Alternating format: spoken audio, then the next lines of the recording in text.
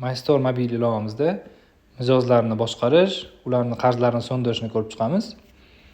Bu qismda demak pastdagi menyumizdan profilga o'tamiz va bu yerdan pastroqda mijozlar degan bo'lim bor.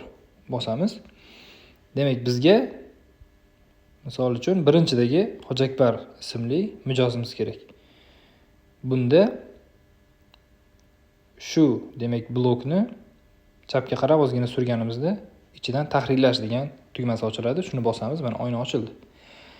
Bu joyda biz demak mijozimizning ma'lumotlarini, telefon raqamini tahrirlashimiz mumkin, qo'shimcha izohlar yozib qo'yishimiz mumkin. Undan tashqari pastroqda qarzlar bo'limi ham bor. To'lovlar tarixini ham ko'rishimiz mumkin va undagi qarzlarni ko'rishimiz mumkin. Undan tashqari qarzni qo'shish degan tugma bor. Bunda siz mijozni demak eski qarzlari bo'lishi mumkin. Sizni o'sha qarz daftaringiz bo'lishi mumkin yoki boshqa programmada qanaqadir ishlatgan demak qarzlarni yozib borgan ro'yxatingiz bo'lsa, kimdirlar Excel'da ishlatadi, kimdir daftar ishlatadi qarz uchun. Ana shu demak ro'yxatlarni bu joyga kiritib qo'ysangiz ham bo'ladi. Shu orqali demak siz qarz daftarini mana shu ilovamiz orqali ham to'liq boshqara olasiz. Bu joyda demak qarz qo'shishni bosib, mana shu joyga qarz miqdorini kiritib, kerakli boshqa maydonlarni to'ldirib, saqlash tugmasi bosilganda yangi qarz qo'shilib qoladi. Endi undan keyin qarzlar bo'limi turibdi. Bunda esa ana shu mijozga tegishli qarzlar ko'rinib turadi. Har bir qarz alohida mana shu bo'limga o'xshab ko'rinib turadi. Qo'shilgan sanasi va to'lash muddatlari ham mana shu joyda ko'rinib turibdi. Endi ustiga bosganimizda u demak mijoz naqd orqali to'lamoqchimi yoki karta orqalimi? Shu narsani kiritishimiz kerak bo'ladi. Agar bo'lishi mumkin, qarzini bir qismini naqd, bir qismini karta bilan to'lashi mumkin yoki faqat naqd bilan, faqat karta bilan to'lashi mumkin. Shu sababdan mana shu maydonlar bizga kerak bo'ladi. Endi bu mijoz o'zi nima sotib olgandi degan savolga mana shu sotib olingan mahsulotlar degan qismida yozib qo'yilgan. Bemalol ko'rib, demak, mijoz esla olmasa, o'ziga bemalol ko'rsatishimiz ham mumkin shu qism orqali. Misol, hozir bu mijoz qarzini to'lab ketmoqchi deylik. 5000 so'mini to'lab ketmoqchi naqd orqali. 5000 so'mni kiritaman, saqlash degan tugmani bosib o'ramiz. Mana 5000 so'mga darrov kamaydi va to'lovlar tarixiga o'tadigan bo'lsak, mana 5000 so'm demak to'lov tarixiga yozildi, sanalari, vaqtlari va qaysi turda naqd pul demak ko'rinishda to'landi. Hammasi ko'rinib turibdi. Endi bu sahifani yopib o'rganimizda mana bu joyda 10.000 edi. Demak 5000 so'm bo'lib o'zgarib qoldi. Undan tashqari boshqa mijozlarni ham xuddi shunaqa ko'rinishda boshqarish mumkin. Va mana bu mijozda ko'rib turganimizdek +2 so'm yozilgan. Bunda esa 5556 so'm yozilgan.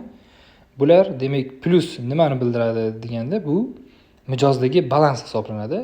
Ya'ni mijoz sizga ortiqcha to'lov qilib ketsa, sotish paytida, misol uchun unga sdach bermoqchi bo'ldingiz, u olmadi, turib turaversin, keyin safar surishib ketamiz deydi yoki-da boshqa safar olganimda shundan ayirib yuborasiz deydi. Ana shunaqa vaziyatlarda siz demak mijozga demak, ya'ni mijozni balansidagi pulni siz ko'rib tura olasiz bu joyda. Endi mijoz qarzini to'lash paytida esa mana shu balansdan ham demak qarzini so'ndirishi mumkin mijoz. Hozir mana shuni ichiga kirib, tahrirlashni ochib, mana buni bosganimizda mana balans degan qismida hozirga 2 so'm ko'rinib turibdi. Buni biz mana shu qismda 2 yozib turib, ya'ni ana shu balansidagi summasi orqali qarzini to'lamoqchi degan ko'rinishda saqlab olsak, shu balansdagi summasi bilan demak qarz miqdoriga yetgancha, qancha yetsa shunchasini ayirib, demak to'liq o'radi. Qolgani esa balansida yana saqlanib turadi. Xuddi shunaqa ko'rinishda sotishda ham demak mijozimizni balansi orqali to'lov qilish imkoniyatlari bor. Uni ham bemalol foydalanish mumkin. Bu joyda mijozlarning umumiy qarzlarini ham ko'rsatib turadi. Mana ko'rib turganingizdek, yangi mijoz qo'shmoqchi bo'lsangiz, mana shu joydan ham qo'shish mumkin. Tepa o'ng burchakdagi birinchi belgiga bosamiz. Mana bu joyda mijozni to'liq qismini kiritsak bo'ladi. Misol uchun yozamiz Ahror, telefon raqamini kiritib qo'yamiz. Qo'shish.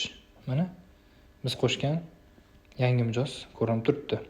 Bu joyda endi o'sha tepa o'ng burchakdagi lupa belgisi orqali ham mijozlarni demak izlab topishimiz mumkin. Agar sizda mijozlar ro'yxati juda ko'p bo'lsa, bunaqa varaqlab o'tirmasdan nom orqali qidirib topib qo'ysangiz bo'ladi. Yozib kirib, bu joyda misol uchun mana Hoji Akbar deb yozmoqchi bo'lsam, darrov menga chiqib keldi. Shu joydan sirazi tahrirlashga o'tib, qarzlarini so'ndirib davom etib ketsak bo'ladi.